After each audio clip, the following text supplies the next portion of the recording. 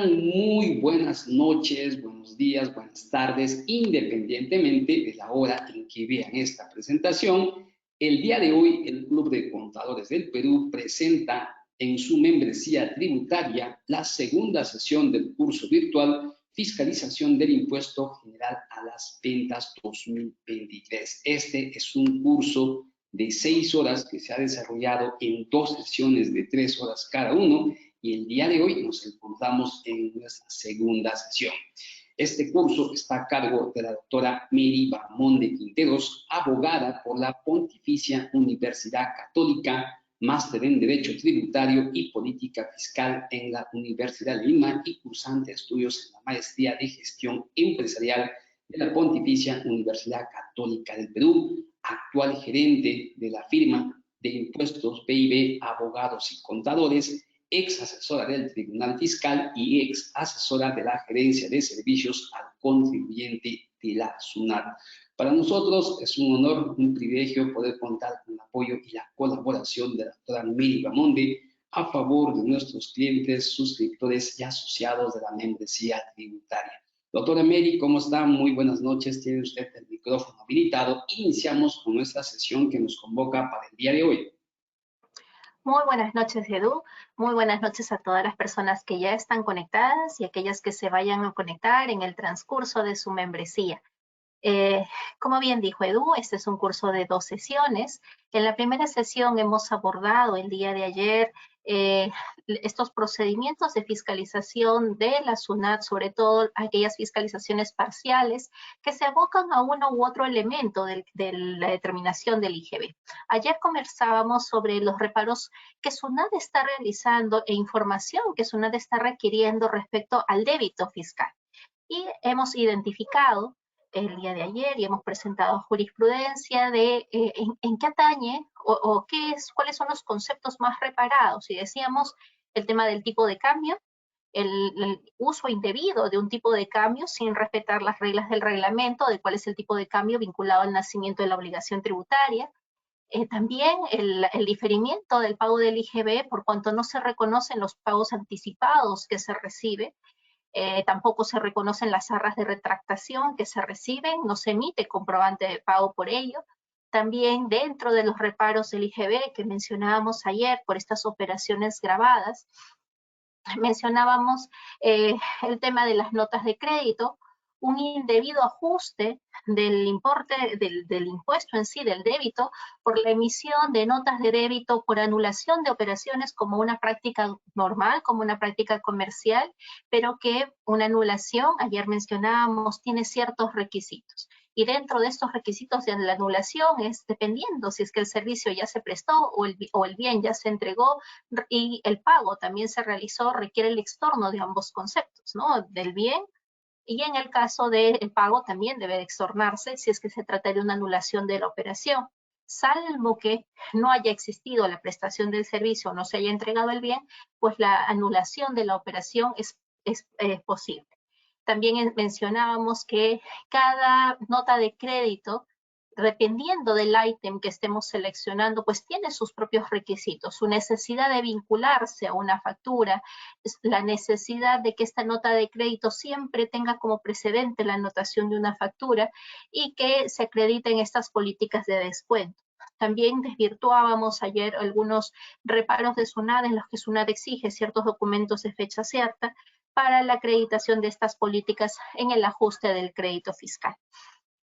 Conversábamos ayer también sobre las penalidades, estas penalidades que son muy diferentes a los descuentos y había que distinguirlas porque una penalidad es la consecuencia de un incumplimiento contractual o de un cumplimiento contractual defectuoso y esta penalidad está pactada o se aplica a causa de un arbitraje, perdón, o de una sentencia de responsabilidad extracontractual. Puede ser que no esté pactada o que luego, por una situación jurídica de un daño efectuado, pues se tenga que pagar una penalidad por responsabilidad contractual.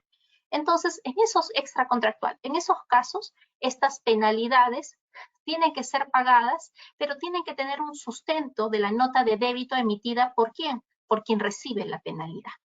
¿sí? Y la nota de crédito, en principio, la nota de crédito es descuentos. La nota de débito, en principio, solamente la puede emitir el proveedor cuando va a cobrar más, cuando va a hacer un ajuste respecto del precio, cuando hay cargos adicionales a la factura. Allí le emite la nota de débito directamente el proveedor. Pero el adquirente emite la nota de débito cuando cobra penalidades.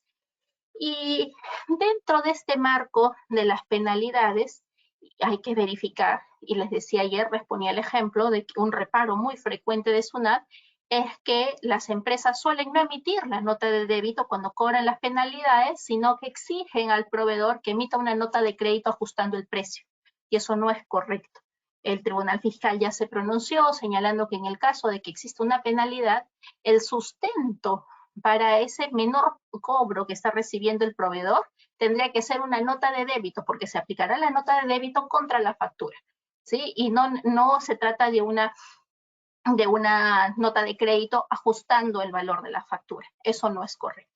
¿Sí? Entonces, de eso conversábamos ayer, de estos reparos al débito fiscal, y quedaron algunas preguntas que ustedes formularon y que por un tema de tiempo, es más, ayer me pasé un poquito, no pude absolver. Dentro de las preguntas que he identificado, que han formulado y que no respondí, una de ellas está vinculada al tipo de cambio, ¿no? Bueno, me preguntan cuál es la base legal para la conversión de monedas distintas a soles. En verdad, para monedas distintas a soles no hay una base legal, porque la norma nos dice, dentro del reglamento del IGB, nos remite, bueno, utiliza el tipo de cambio de la moneda, dependiendo del tipo de cambio de venta, del nacimiento de la obligación tributaria. Ándate a la fecha del nacimiento de la obligación tributaria, que es lo que veíamos ayer, ¿no? Y uno de los participantes nos mencionó, bueno, pero yo vendo en pesos colombianos o vendo en una moneda pues que no existe, que no está su tipo de cambio publicado, la SBS no lo publica. Y aquí yo les comenté que dentro de mis redes siempre suelo publicar alguna jurisprudencia que me parece importante, que me gusta compartir con los profesionales, y me preguntaban cuál es el procedimiento, cuál es la base legal.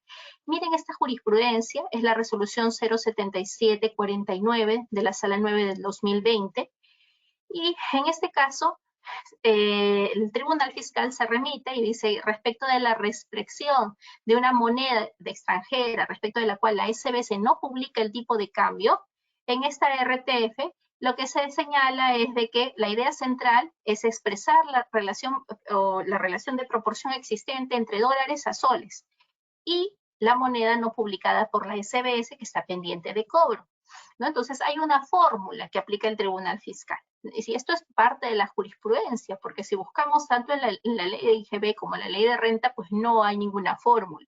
Pero esta es la fórmula que aplica. Dice, bueno, el importe de soles va a ser la importe de cuenta del activo al pasivo en moneda del tipo de cambio no publicado, entre el tipo de cambio activo, compra o venta, dependiendo de qué tipo de operación sea, de la moneda en dólares de la moneda no publicada, por el tipo de cambio de dólares a soles. Entonces, de esa forma, yo voy a tener el importe en soles, que es el que debo anotar en mi registro de ventas o en mi registro de compras.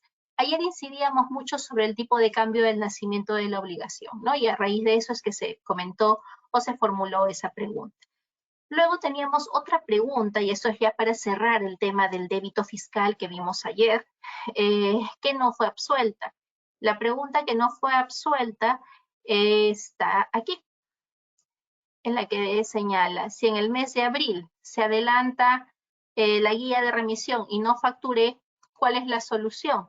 En ese caso, si es que en el mes de abril ya se llevaron los bienes, se entregaron los bienes y no facturé, entonces lo que va a corresponder es que en abril yo reconozca ese ingreso y que en mayo, si es que estamos en mayo, ahora puedo regularizar con la emisión de la factura consignando de que se trató de una operación del mes de abril, ¿no? Y esa anotación que debo realizar en mi registro de ventas tendrá que señalar que es una venta del periodo anterior con estado 9.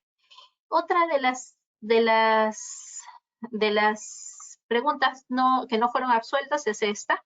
¿Qué pasa con las transferencias gratuitas? Y eso mencionábamos ayer, el tema del retiro de bienes. este retiro de bienes que suele no emitirse comprobante de pago o simplemente no se consideran muchas operaciones que califican como retiro de bienes grabados como parte de la base imponible del IGB. Y ahí viene el reparo, ¿no? Y acá la pregunta nos menciona, hay transferencias gratuitas con respecto de ventas. Entendí que se emite una boleta en la fecha de la entrega del bien, sí. Pero si se entrega el bien a varios clientes, ¿cómo se procede a emitir la boleta? No tenemos conformidad de entrega, no podría emitir la boleta o emitir varios por el total de la compra. En principio tendría que emitir, o si es que yo tengo varias ventas que no he podido emitir comprobante de pago, es posible que yo pueda totalizar todo en una boleta hasta el límite de los 700 soles. ¿Por qué? Porque las siguientes boletas me exigen, ya un monto mayor, me exigen que yo identifique quién es el sujeto, ¿no? Quién es el sujeto al que le estoy vendiendo. Y la última pregunta que no se absolvió ayer y que ahora la vamos a absolver es esta. Nos pregunta, con respecto a las ventas, tengo un contrato con una empresa constructora, 1000, pero de ello el cliente paga directamente a los trabajadores y como ejemplo el sueldo es 800 y la empresa contratista factura por 200. En ese sentido, la primera consulta, ¿este tipo de contrato es correcto? ¿Estaría infringiendo una penalidad? ¿Infringiendo alguna penalidad? A ver, lo que ocurre aquí en verdad es lo que vimos también ayer, que son las permutas de prestaciones. Aquí hay una empresa constructora que factura 1000, pero al mismo tiempo no le está pagando directamente, entiendo, ¿no? Sino que le paga a los trabajadores. Entonces, la factura tendría que ser por los 1000, porque el servicio de la empresa es por 1000. Ahora, el hecho de que este cliente le esté pagando a los trabajadores calificaría no como porque la empresa que recibe el servicio no está prestando ningún servicio, entiendo, de su consulta, sino que simplemente le paga a los trabajadores. Entonces, yo lo vería más que se trataría de un pago a tercero, ¿no? La factura tiene que salir por 1000, porque ese es el valor de la prestación del servicio. Eso es la contraprestación. Ahora, no le está pagando directamente a la constructora, sino a los trabajadores. Entonces, o bien se hace esto a través de un mandato, es decir, que la constructora autoriza de que su cliente le pague directamente a los trabajadores y para efectos ya del tema de la bancarización, ese pago que estaría realizando a sujeto distinto del proveedor sería considerado como un pago realizado en favor de un tercero. Entonces, y esto requiere una comunicación previa al pago que se debe realizar a la SUNAT. No sería recomendable que la constructora pues solamente le pague 200 o que emita una factura por 200 y le pague solamente 200 a este cliente, ¿no? Tendría que emitirse la factura necesariamente por los 1000. Acá el servicio fue 1000, esa es la base imponible.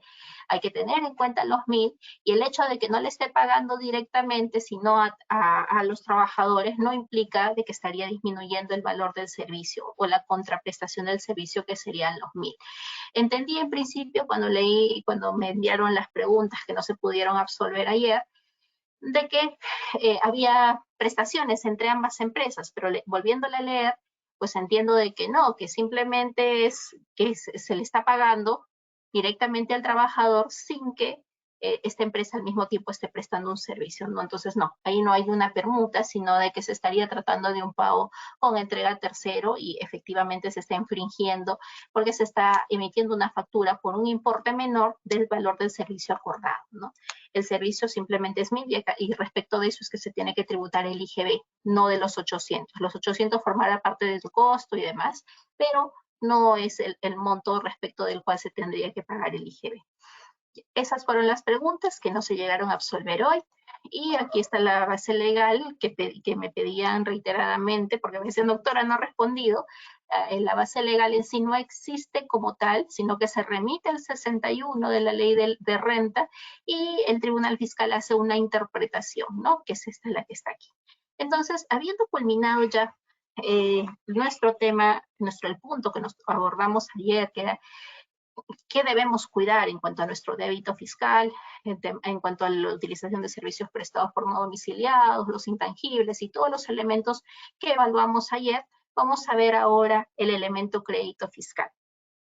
Y dentro del crédito fiscal, ayer presentábamos un esquema y decíamos, a ver, en cuanto al débito, nos van a cuestionar el nacimiento de la obligación tributaria, ¿no? Eso es lo principal, y que se trate de un hecho grabado o no.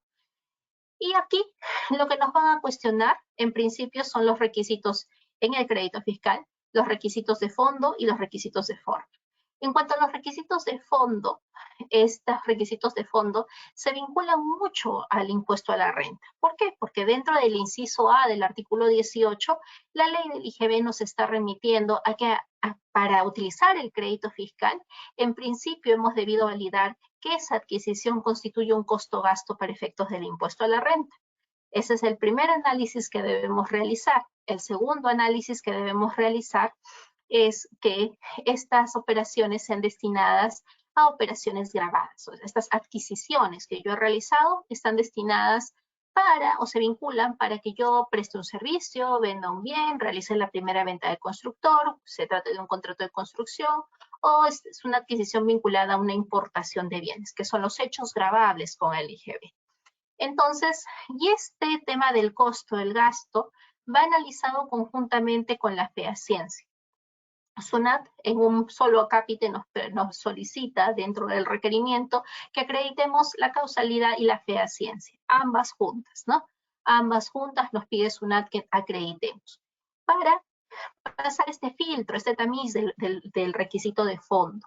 Y ya dentro de los requisitos de forma hay otros requisitos de forma, como vendría a ser la discriminación de este IGB en el comprobante de pago, que ahora que todos emitimos comprobantes de pago electrónicos ya de por sí es un requisito que no necesita mayor análisis.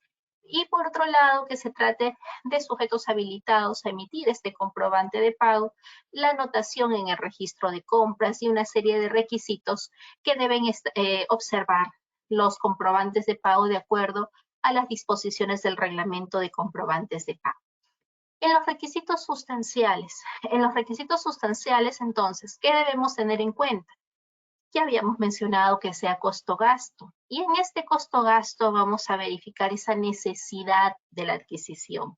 Pero lo que sí no vamos a tener en cuenta es el devengo de ese gasto, porque el devengo del gasto, las reglas del 57, es una regla solamente que se aplica para el impuesto a la renta, más no para la determinación del crédito fiscal. Tanto es así que si a mí me emiten una factura en el mes de febrero, pero fue un servicio que se devengó en el 2022, en febrero de 2023 yo puedo utilizar el crédito fiscal que me otorga esa factura. ¿Es un gasto? Sí. ¿Es un gasto de qué año? Del 2022. Pero toda vez que la factura existe ahora, en la fecha, en febrero de 2023, entonces esa factura yo puedo utilizar el crédito fiscal en febrero de 2023. Y además voy a tener en cuenta estos límites reglamentarios y límites que establece la propia ley del impuesto a la renta, y los excesos de estos límites van a conllevar a que yo no pueda utilizar ese crédito fiscal. Miren esta jurisprudencia, casi reciente digo, porque las jurisprudencias del Tribunal Fiscal son muy poquitas las que van soltando del 2023. Recién hace poco han soltado las del 2021, las del 2022 no todas, pero ahí tenemos esta del 2021, que es muy importante. Acá, ¿qué es lo que hace la SUNAT? Es reparar la totalidad del crédito fiscal. Miren por qué. Porque el contribuyente sí había presentado los comprobantes de pago, ¿no? Dentro del reglamento de la ley del IGB se establece que para poder sustentar el crédito fiscal hay que acreditar o hay que proporcionar los comprobantes de pago. Estos comprobantes de pago en su archivo XML son los documentos que sustentan el crédito fiscal. Pero además, ya en un segundo requerimiento, la SUNAT nos pide que cumplamos con acreditar que estas adquisiciones están destinadas a las actividades generadoras de renta, ¿no? Entonces, ¿qué es lo que ocurrió aquí? El contribuyente solamente presentó esas facturas y no cumplió con presentar ningún elemento probatorio que permitiera verificar que estos gastos efectivamente habían sido realizados o estaban vinculados. Entonces, el Tribunal Fiscal concluye que toda vez que no se ha cumplido con presentar la documentación que acredite la necesidad de los gastos en el marco del 37A, también se ha incumplido con lo establecido por el 18 de la ley del IGB, por el 18A, por lo que no se puede utilizar el crédito fiscal. Veamos aquí que el Tribunal Fiscal enlaza esta causalidad tal cual del